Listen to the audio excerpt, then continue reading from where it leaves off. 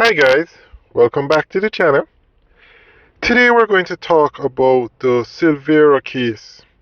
That's the case where the former PNP MP murdered his wife Melissa. Now, recently the case took a new turn. The DPP accepted the plea of manslaughter. The decision by the Office of the Director of Public Prosecutions to accept a guilty plea to manslaughter rather than pursue a murder conviction. So he pleaded guilty to manslaughter but not to murder. So manslaughter is a lesser charge than murder. So a lot of people are asking, why did the DPP not proceed with a conviction for murder? So what happened is um, the couple had a quarrel and the wife was killed. The police later the police later arrested the husband and charged him. I think he was originally charged for murder, but that has now come down to manslaughter. So it is much easier to prosecute a case for manslaughter than it is for murder. So we are going to go through an article that explains why the Office of the Director of Public Prosecution decided to accept the manslaughter plea and not pursue a murder conviction. The decision by Jamaica's Office of the Director of Public Prosecutions to accept a guilty plea to manslaughter rather than pursue a murder conviction in the case involving Jolyan Silvera and the death of Melissa Silvera has generated significant public concern and debate.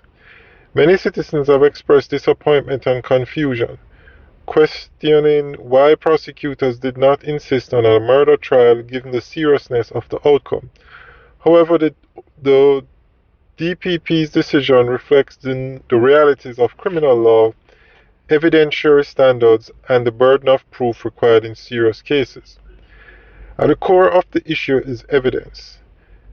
The DPP publicly stated that it did not possess sufficient evidence capable of establishing what occurred inside the couple's residence at the time of the fatal incident. In criminal prosecutions, particularly for a charge as severe as murder, the state must prove its case beyond a reasonable doubt.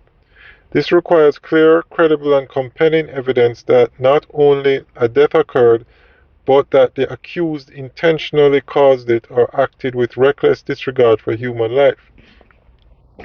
In cases where an incident occurs in a private setting, without independent witnesses, reliable video evidence, or conclusive forensic reconstruction, it becomes extremely difficult to establish intent, sequence of events, and state of mind.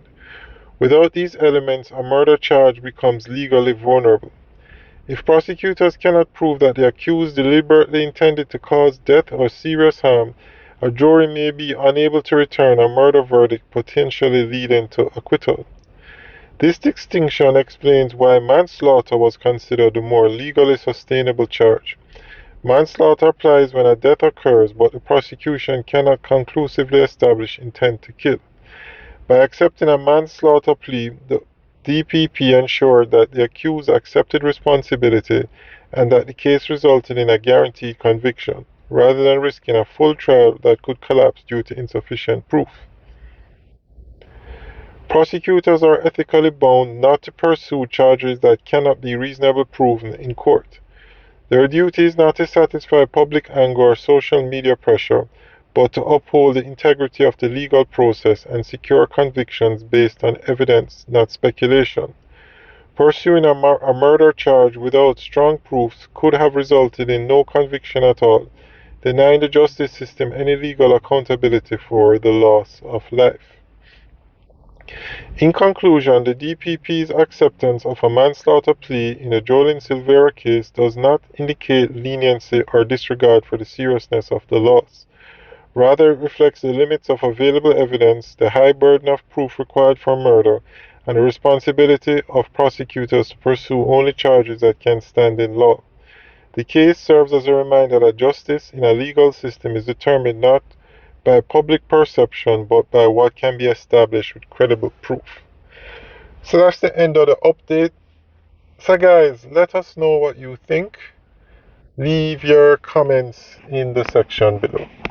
Alright, guys, have a good day.